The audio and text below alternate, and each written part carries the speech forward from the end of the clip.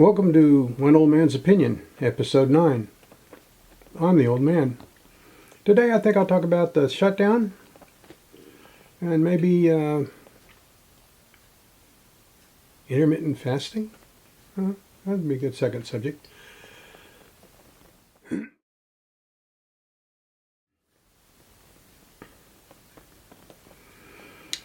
So, right now we're in the middle of the shutdown.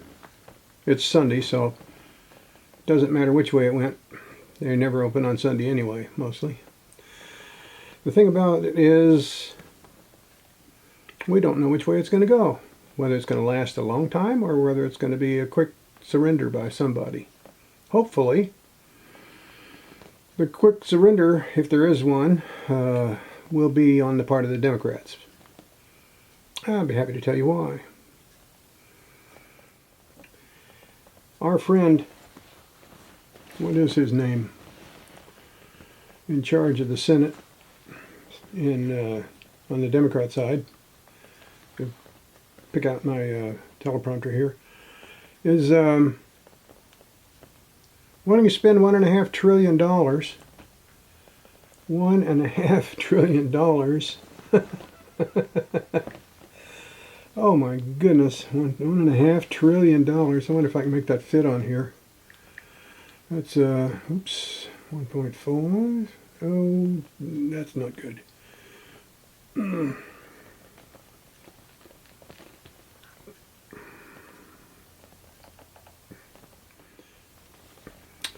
Our illustrious Democrat leader in the Senate is wanting to spend $1.5 trillion.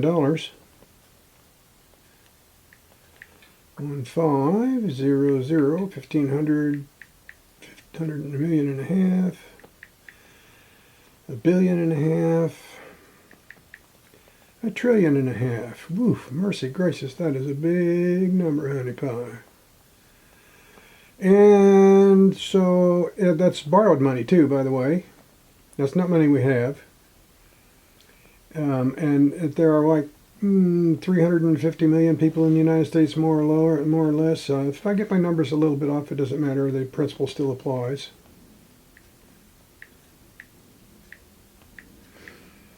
$350 million people. Okay, so that amount of money divided by that number of people is $4,285.71 a piece. Each. That means you and me, each. $4,285 that the government would have to borrow, pay interest on, and someday, theoretically, pay back. Well, let's see now. If you have a family of 4, these days more likely a family of 3, I'll make that times 3 just for grins. That's more than $1,000 a month if you had to pay it off in a year for each one of you, for a family of 3. That's really insane. And what does he want to do with that much money? Well, they say they're being loving and caring and all that kind of stuff, and they're going to spend it strictly on good old-fashioned Americans who need help.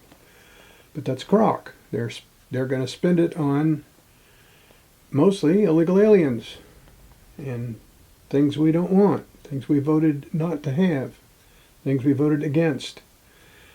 And they think they're going to hold the budget hostage by letting the government shut down until the Republicans relent and say, okay. But I don't think they have their finger on the pulse of the people. Another $1.5 trillion is going the wrong way. So what's in it for the Republicans if they stay until the Democrats give up? Well, they get to say they saved you $1.5 trillion, and they get the opportunity to let a few 100,000 people go who are unnecessary. Because when we do a shutdown, Each department is supposed to keep the essential people busy working, even though they'll, and they have to get paid. And the others can go on furlough. Except that the way the law reads, if you have an unfunded position and you're the pres, you can eliminate that position. Think of the opportunity. This message is for you, Mr. President. There has to be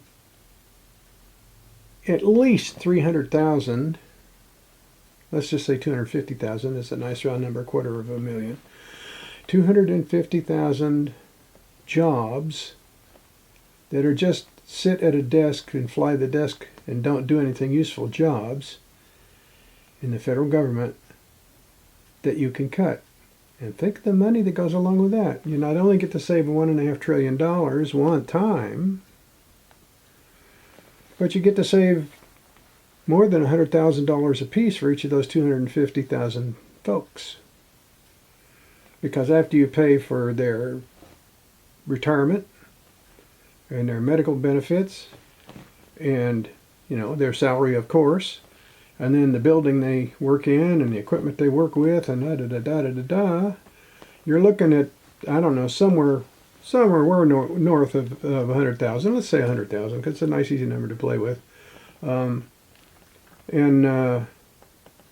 know it's a lot more than that. But if we've got 250,000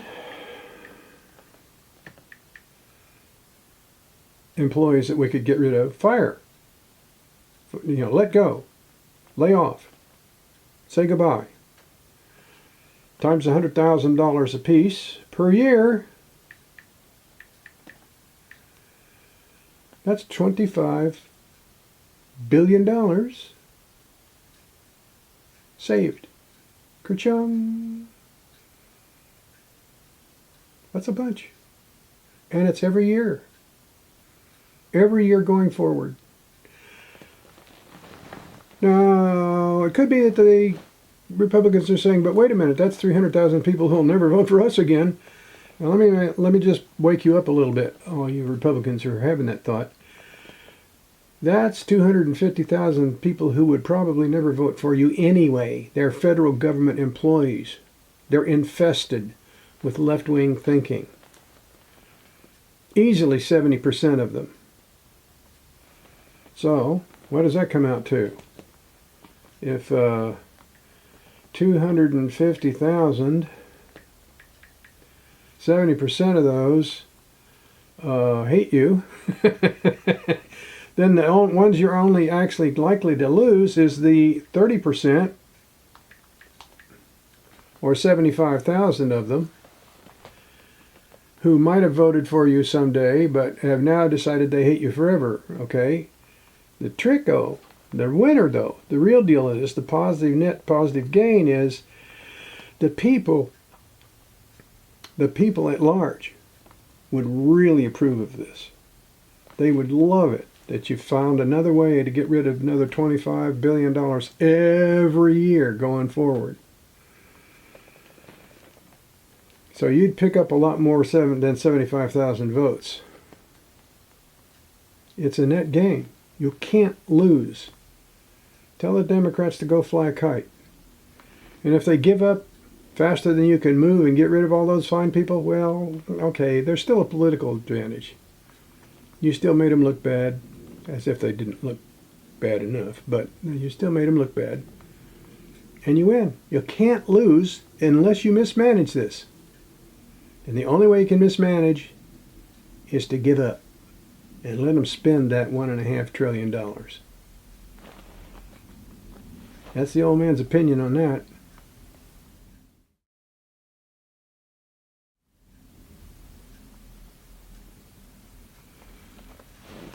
Let me tell you about my journey with my body weight. I used to weigh, well, when I first got married in my 20s, I weighed 135 pounds. Not a lot. I was skinny as a rail.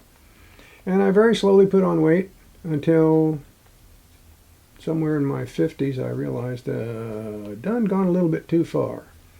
By then, I weighed 264 pounds. And I thought, boy, that's not good. I need to take some off. So I did the usual. I started counting calories. And my way of counting calories was to say, okay, I'm just going to eat nothing but soup, canned soup. Breakfast, lunch, and dinner. No snacks, just soup. And I ate all the soup I could wrap myself around, and I still ended up under 1,600 calories a day. So, 1,600 down from 2,200, I was doing okay. And I lost 30 plus pounds over time until I finally couldn't do it anymore. But I quit, and I was justifiably happy with it. But it wasn't enough. I still weighed 230 pounds. And I thought, over the years I slowly gained about 10 pounds of it back. And I came to the realization one day that this ain't working. I got to find a better way. And while I was looking for a better way, I went through the usual round of trying to keep my calories down, trying to get some exercise, you name it. I didn't go the take a pill method, but or get a shot method, but I finally settled on intermittent fasting. And I got there because I started looking at blood chemistry and sugar.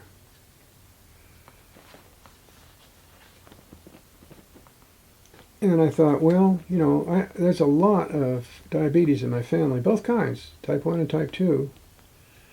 And I don't want to be one of those. I was pre-diabetic.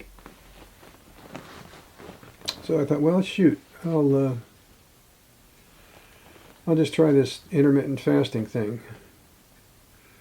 And I'll get control of my glucose, which means that I'll hold off on insulin resistance. I won't develop insulin resistance, which is type 2 diabetes.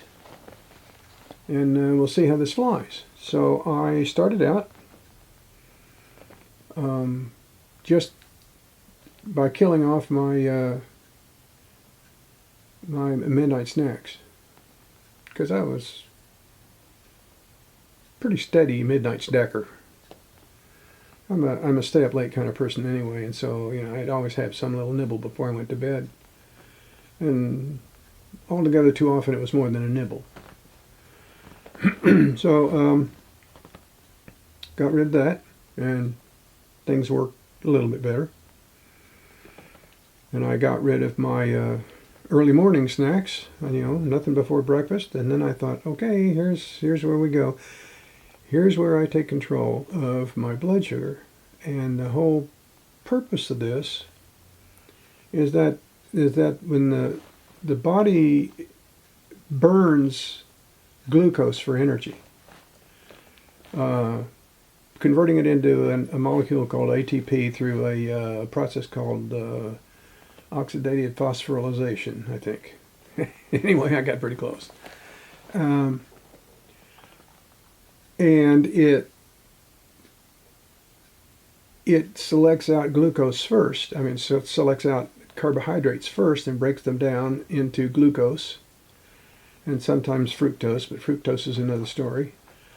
And that becomes your source of energy. And if you have a surplus, then along comes insulin and pushes it into your cells and turns it into fat. Now, this is a simplification, so don't get too irritated at me. And so as long as you have enough energy, you're eating enough to provide you with all the energy you need, you're probably running a little bit of a surplus. And when you run a surplus, guess where it goes? If you're a guy, it's going to go around your waist. If you're a woman, it's going to go on your hips and thighs. And then it goes everywhere else too. Okay, we get it here and we get it here. And then if you really are pushing it, you get a thing called fatty liver, which is a really unhappy thing, which leads to, let's see, what is it called? Metabolic disease, metabolic something disease. Anyway, the point is that the problem is caused by too many carbs in the diet. So I did some things like I tried to eat a keto diet, and that didn't work too well, and blah blah blah. But it was the intermittent fasting that worked. Now, once I was able to get myself into the intermittent fasting schedule, where I would only eat, let's say, between 6 in the morning. For me, more like 9 in the morning. 9 in the morning till about 6 in the afternoon. Okay, and then I would slowly close that down. I think I started out with 8-hour eating window and a 16-hour fasting window. And then the whole point of the fasting window is to use up all of the glucose in your bloodstream, and your body still needs energy. So it starts to ring the bell saying, hey, Mr. Liver, we're short on energy here. What are you going to do about it? And the liver turns some fat into ketones and puts those in the bloodstream. And as it just happens, the body runs better on ketones than it does on glucose. So you don't feel bad once you're used to it. You don't have cravings. Well, I can't say that. I had cravings. But I got rid of them when I decided to quit sugar. Not just carbs. I mean, not carbs in general, but sugar specifically. And then I cut down on carbs the best I could, but I kind of waged war on sugar. And because the sugar is is what triggers your cravings for carbs. So over a period of several years, not a gazillion years, I have managed my weight down to 185. So my story starts at 264. I'm now down to 185. Almost half. At 180, I bounced off of 180 and settled in around 185. Almost half of my body weight. Took 8 years or so, but it wasn't radical. The whole thing is I needed a lifestyle change. I needed, instead of every time I had the opportunity to eat something or drink something or whatever, having some conflict, like, should I do this? Do I need the calories? Have I counted the calories? I just said, nope. Is it before this time during the day? Is it after that time during the day? Can't have it, or can have it, whatever. Okay. And then I went about cutting down sugar. No more soft drinks. I love Coke. I got to tell you, if I thought it was healthy, I'd have a Coke in my hand most of the day. Instead, I have coffee in my hand most of the day. So if you're thinking about doing something, a different way of living that's more likely to be healthy, no guarantees, I suggest you explore intermittent fasting. Now, you take it to your doctor. They used to scoff at it. Not all that long ago, 2 or 3 years ago, they were still scoffing at it. But now they've renamed it. It's, of course, the medical establishment didn't invent it, so they can't call it intermittent fasting. I think they call it time-restrained eating or time-constrained eating or something like that. There's a medical term for it now, but it's intermittent fasting. And it's a lifestyle change. Once you get into it, once you have adapted to it, and that can take anywhere from 2 weeks to 2 or 3 months, it gets to be really easy. Really easy. And in case you think, well, wait a minute, don't I need some carbs? The honest to Pete answer is no. There's a minimum daily adult requirement for every known vitamin. There's a minimum daily adult requirement for protein. There's a minimum daily adult requirement for fat. There's no minimum daily adult requirement for carbohydrates. Zip.0. You don't have to have any. Fat takes care of the energy supply. You eat more fat, less carbs. And then fat is more satisfying. Eat a greasy hamburger and your body's happier than if you eat a vegetable sandwich. It's just a matter of getting used to it. Think of the Inuit. Well, when I was growing up, we called them Eskimos. Think of the Inuit. They have an almost all carnivore diet. Or they did before we showed up and introduced them to the Western diet, which has given them all kinds of issues. And they had almost no cancer, almost no heart disease, almost no tooth decay. But they got all the vitamins and minerals they needed. On the flip side, you've got some Asian cultures that exist almost entirely on rice. So the carbs are not, if you have no more than you need, carbs are fine. And those people also have very little heart disease, very little cancer, very little tooth decay. Why is that? No sugar. The one thing that's common between those two is no sugar. So then you look around at all the places in the world where there's a very long lifespan naturally. Guess what they have? Almost no sugar. So you may not have double-blind clinical trials on what sugar's going to do to you long term, but you've got anecdotal evidence in the millions. I would say it's probably worth thinking about. Find a way to get away from that sugar. Find a way to cut down on your carbs. Find a way to limit your eating time and turn it into a lifestyle.